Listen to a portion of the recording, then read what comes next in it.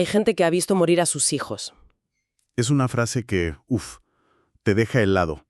Es que no hay forma de suavizarla. Ninguna. Y aunque es una de las realidades más duras que se puedan imaginar, es el punto de partida de los materiales que vamos a explorar hoy. Sí. La misión es desgranar cómo la confrontación con la finitud de la vida, según estas fuentes, puede ser una guía para una existencia más consciente. Más presente. Ya. Y la selección de textos es cuanto menos ecléptica. Tenemos la historia personal y desgarradora del comediante Rob Delaney. Sí. Reflexiones filosóficas de León Tolstoy y, una colección de aforismos de pensadores que van desde Shakespeare hasta psicólogos modernos. Y todos estos hilos que parecen tan distintos, ¿no?, se trenzan al final en torno a una pregunta central que es casi insoportable. A ver, ¿es realmente posible asimilar las lecciones más profundas de la vida? Aquellas que otros han aprendido con un dolor que te rompe el alma sin tener que pagar tú ese precio. Claro. O sea, ¿podemos aprender del sufrimiento de otros o es una lección que solo se entiende en carne propia? Vayamos a ello, porque esa es la gran pregunta. Y creo que para empezar a responderla tenemos que ir al núcleo, al corazón emocional de todo esto, que es la historia de Rob Delaney. Ajá. Para quien no lo conozca, es un comediante, un actor. Su trabajo es hacer reír. Sí. Y tuvo un hijo, Henry, que hasta el año de edad era un niño sano, feliz, Sí. pero empezó a vomitar, a perder peso, y tras mucho insistir, los médicos encontraron la causa: un tumor cerebral. Lo operaron, quimio, pero el cáncer volvió. Henry falleció con solo 2 años. Es que es una historia que desafía cualquier intento de buscarle un sentido, totalmente. Pero lo que nos interesa aquí, y el motivo por el que está en nuestras fuentes, es la transformación que Delaney describe después. Claro. En una entrevista dijo algo que se te queda grabado. Dijo: sostengo a mis hijos y sostengo a mi esposa y sé que morirán. Y sé que podría ocurrir antes de que yo muera. Ya. Así que sé que nuestro tiempo juntos es finito, terminará, y por eso los aprecio mucho más. Es que esa conclusión va completamente en contra de lo que uno esperaría. La reacción lógica sería la negación, la rabia, no sé, la desesperación. No una apreciación más intensa. Exacto. Y él lo lleva a un nivel de detalle que es lo que lo hace tan increíblemente poderoso. Sí. Continúa diciendo: me maravillo del hecho de que estas particulares colecciones de células se unieran en torno a estas almas por un periodo temporal. Y añade: y tengo mucha suerte de estar aquí al mismo tiempo que esta pequeña colección de células, huesos y pelos de la nariz. Vaya. Es que menciona los pelos de la nariz.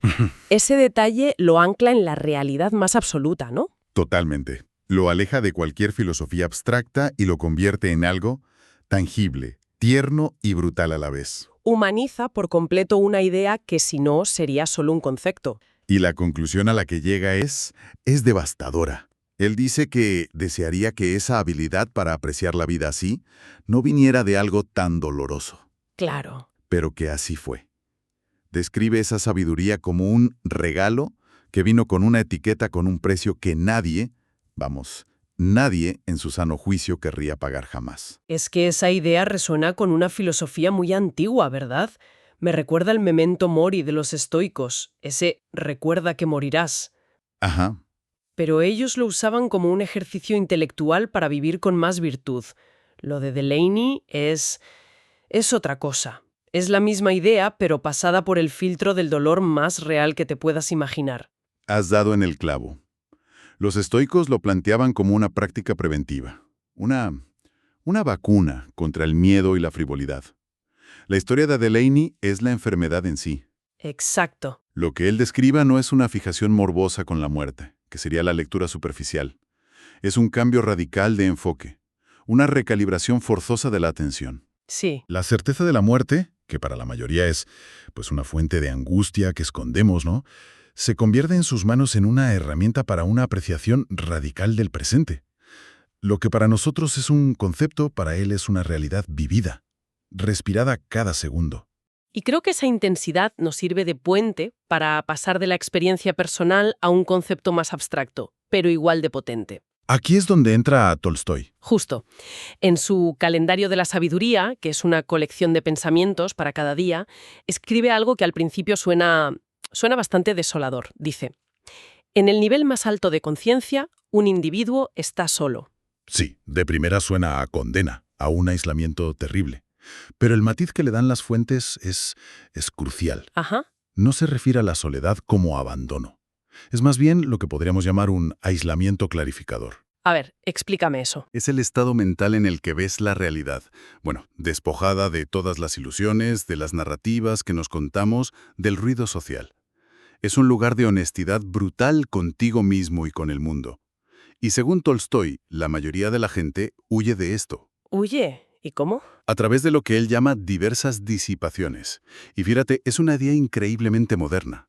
Habla del trabajo sin sentido, el entretenimiento constante. Las redes sociales. Hoy añadiríamos las redes sociales, el binge-watching, el flujo infinito de noticias, desde luego, cualquier cosa con tal de no estar en ese silencio consciente donde te enfrentas a las verdades de tu existencia. Entiendo. Entonces, si ese estado de claridad es tan incómodo que casi todo el mundo huye de él, la pregunta es, ¿cómo se puede permanecer ahí sin volverse loco? Y la respuesta de Tolstói a mí me sorprendió. Sí. Dice: la oración. Y me parece importante aclarar que los textos no la abordan necesariamente en un sentido religioso. Para nada. La presentan como una práctica casi como una tecnología de la conciencia. Es una herramienta para volver a lo que de verdad importa cuando los intereses y las pasiones de la vida nos distraen a cada minuto. Un ancla. Es un ancla exacto, en medio de la tormenta. Tolstói lo ilustra con ejemplos extremos, muy visuales para que lo entendamos. ¿Vale? Piensa en una persona enterrada viva en una mina, o alguien muriendo de hambre en una balsa en el mar, o un prisionero en una celda de aislamiento. ¿Qué le queda a esa persona? Nada. Cuando todo lo externo ha desaparecido, lo único que queda es esa conexión interna. La oración, en este sentido, es la conversación que tienes contigo en el nivel más profundo cuando no hay nadie más. Es como un último refugio. El único refugio. Y no hace falta irse a esos extremos. Tolstói menciona también a alguien en su casa muriendo sordo y ciego. La oración es lo que permite a esa persona vivir lo que le queda con un mínimo de sentido. ¿Ya? Los textos lo conectan con una cita preciosa de Blaise Pascal. Qué bien se siente una persona cuando, agotada de luchar por la bondad en su vida cotidiana, extiende sus manos a Dios. Extiende sus manos. Ese gesto de rendición y a la vez de reconexión.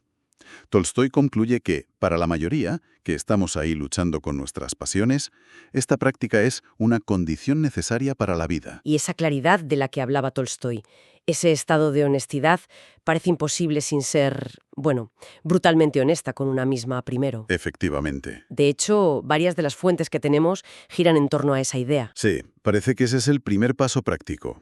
Antes de conectar con nada más grande, tienes que conectar contigo.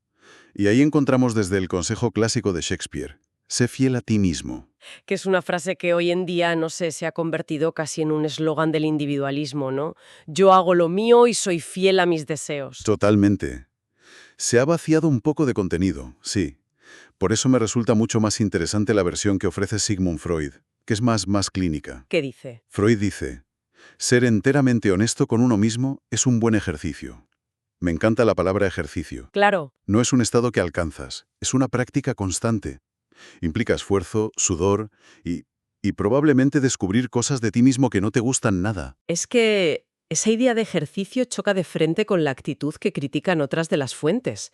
Hay frases que son como dardos, ¿eh? Como trabajar por el aplauso, no por una causa. Esa es demoledora. O esa otra que describe a la gente que se esfuerza por hacer notar la presencia en lugar de hacer sentir la ausencia. Son descripciones perfectas de una vida vivida para la galería. Y aquí es donde los textos señalan una paradoja fascinante. Nuestra cultura nos dice que ser fiel a uno mismo conduce al egoísmo, al aislamiento. Sí, Pero lo que sugieren estas fuentes es justo lo contrario. Sostienen que ese ejercicio de honestidad radical no te aísla, sino que es la única vía hacia una conexión auténtica con los demás. o sea, Una persona que está anclada en su propia verdad, que no necesita la validación constante, es la única que puede permitirse el lujo de escuchar de verdad a otra persona. como dice esa cita de la psicóloga Joyce Brothers, escuchar, y no la adulación, puede ser la forma más sincera de adulación. Exacto. Para escuchar de verdad, tienes que silenciar tu propio ego. Y eso solo puedes hacerlo si tu ego no está desesperado por recibir atención. Precisamente. O como dice el orador Les Brown, solo desde esa seguridad puedes ayudar a otros a alcanzar sus sueños, porque no los ves como competencia. Claro, no son una amenaza. Tu éxito no depende de su fracaso.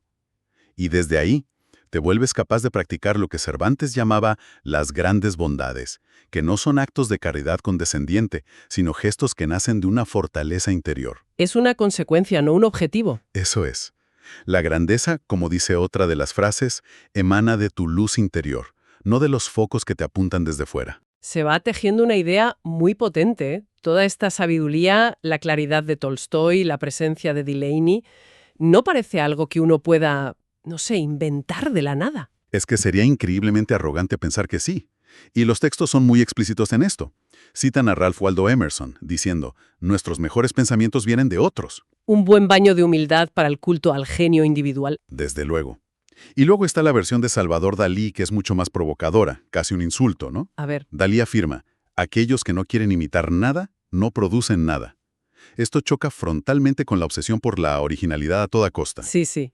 Pero es que si conectamos esta idea de imitación, de aprender de otros, con el inicio de nuestra conversación, el círculo se cierra de una forma muy poderosa. ¿Cómo? El argumento central que subyace a todo esto es que podemos, y quizá debemos, aprender de la experiencia de otros, especialmente de aquellos que han sufrido de una forma que solo podemos esperar no a sufrir nunca.